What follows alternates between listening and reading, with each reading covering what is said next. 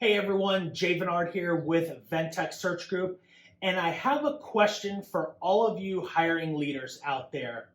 How are you going to ensure that your 2021 first quarter hiring plan is going to be executed seamlessly while bringing on all-star talent? You know, I get asked this question all the time. Hey Jay, when should we start recruiting for the first quarter of 2021? It's actually a great question because a lot of companies miss the mark when it comes to hiring or planning their hiring for the next quarter. So I wanted to talk to you today a little bit about when you should start and how you should plan the hiring process and the hiring strategy for the first quarter of 2021.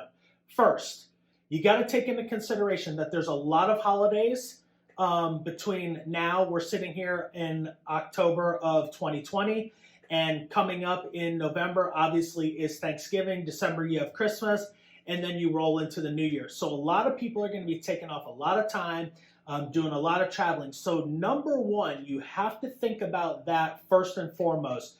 You have to think about how you're going to reverse engineer your hiring strategy to fit in with where you want people to be in the first quarter of 2021. So let's think about this for a second. If you are a company and you're posting job ads and you're posting your position up on your career site, chances are you're not going to find the all-star talent that you're hoping for in that critical position that you're looking to open up in that first quarter of 2021. So what you need to think about is if you're going to bring in a third-party recruiting firm like us, or maybe you have an internal recruiting department that's going to do the hiring for you, you have to think about it like this. If you're going to go after passive all-star talent, you need to think that the process of sourcing candidates is going to take a minimum of 2 weeks. So if you're looking at 2 weeks, you have to plan that into the process. Then once you are able to source the candidates you're looking for and get them set up for first interviews, that's about another week to get all of that coordinated. And that's if you're moving quickly. A lot of companies don't move that fast, but bear with me as I keep going. So we're at 3 weeks right now. So you do your first interviews, you find the top 2 or 3 candidates that you want to bring in for an on-site, or maybe it's a Zoom interview or whatever it might be. As you're getting the scheduling done with that, that's going to take another week to get scheduling done, to get everyone on the same page. So we are now at 4 weeks in the interview process, and you are just now getting to a first face-to-face or Zoom interview with these particular shortlisted candidates. So once you interview these candidates, let's say you interview the 3 candidates on Zoom and you have 1 or 2 that you want to actually come in on site to see the facility, meet the team, or whatever it might be. So in order to get all the scheduling done for that, you're looking at about another week.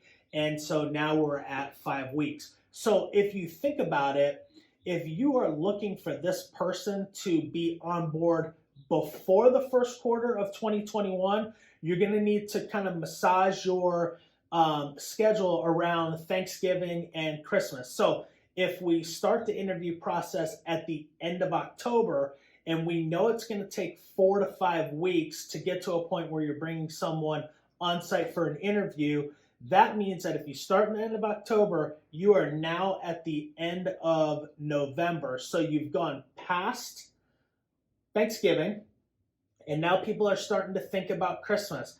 This is actually a great time to bring on new talent. I know in my recruiting career over the last 15 years or so, a lot of companies like to make critical hires between Thanksgiving and Christmas to kind of get them in, start getting them assimilated to the work and the work environment.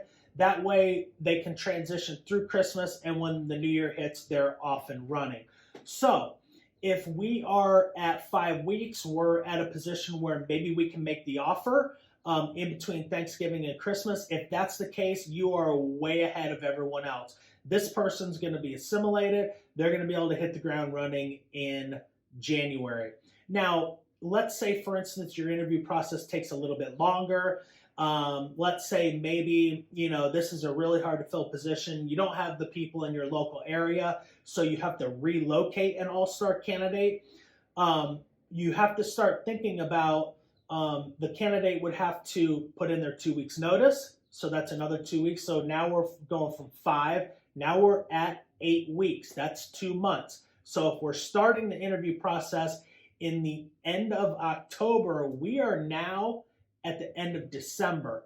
So if you can, you want to try to compress that time and try to get that candidate an offer out and have their notice in right around the Christmas time, so they can start to transition during the first of the year. And if you're able to do that, then you're going to be way ahead of the game. The other thing that you got to take into consideration is if the candidate is going to be relocating, you have to allocate at least a minimum of 1, probably more like 2 weeks into that process. So if you really kind of think about it and you think about what it's going to take to get the all-star candidate on board, you're really looking at a process that's going to take somewhere around 2 months, maybe even a little bit longer. So as you think about the first quarter of 2021 and you want that person to kind of be, hitting the ground running in January, rather than having them starting in January and hitting the ground running in February, you really want to reverse engineer things and see how you can get the interviews and the offer and everything done before Christmas.